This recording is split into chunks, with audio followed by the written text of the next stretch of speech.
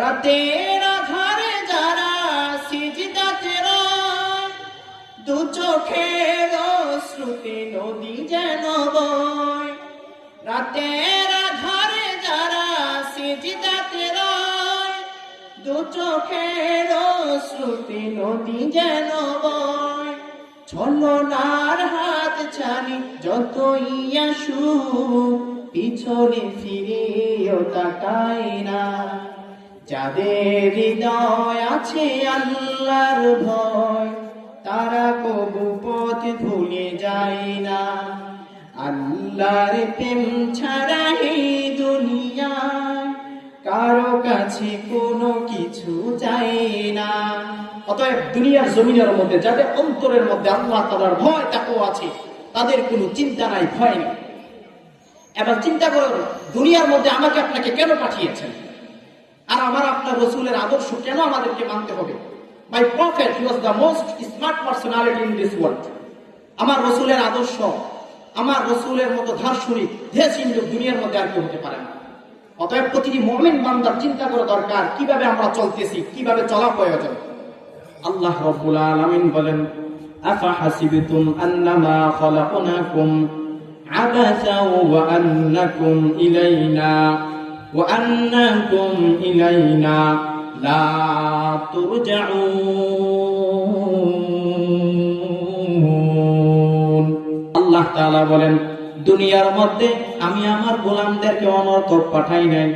এ মুমিন বান্দারা, তোমরা কি মনে করেছো আমি তোমাদেরকে অনর্থক পাঠিয়েছি? না না, তোমরা কি মনে করেছো আমি আল্লাহ তাআলার কাছে তুমি আশা রাখবে না?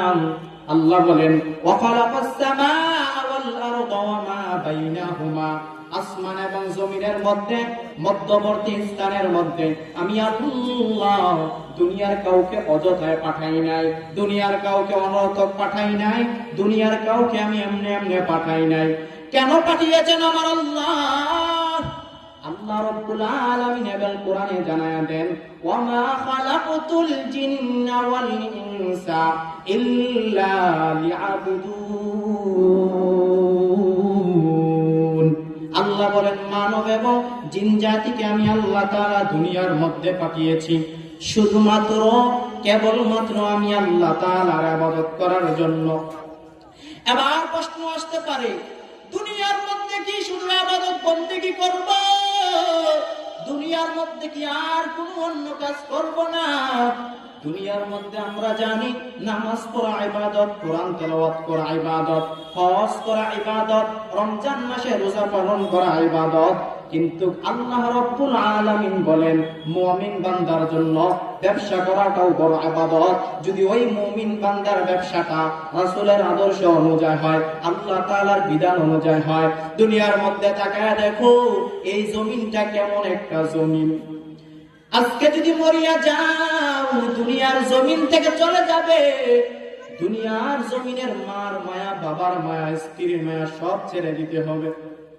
এরে আল্লাহর গোলাম, তোমার দাদার দিকে তাকাও, এর উপরে তাকাও, দুনিয়ার কেউ জমিনের মধ্যে নাই, সবাই দুনিয়া ছেড়ে চলে যেতে হয়েছে। এই জন্য আল্লাহ বলে, বান্দা দুনিয়ার মধ্যে অযথায় আমি আল্লাহ পাঠাই নাই। আমি আল্লাহ রাব্বুল আলামিন তোমাদেরকে বিধান দিয়া পাঠাইছি, আমি আল্লাহর আইন দিয়া পাঠাইছি। যদি মানতে পারো, পরিপূর্ণ বিধান যদি মানতে পারো, আমি আল্লাহর সাজানো সুন্দর জান্নাত তোমাকে দান করব।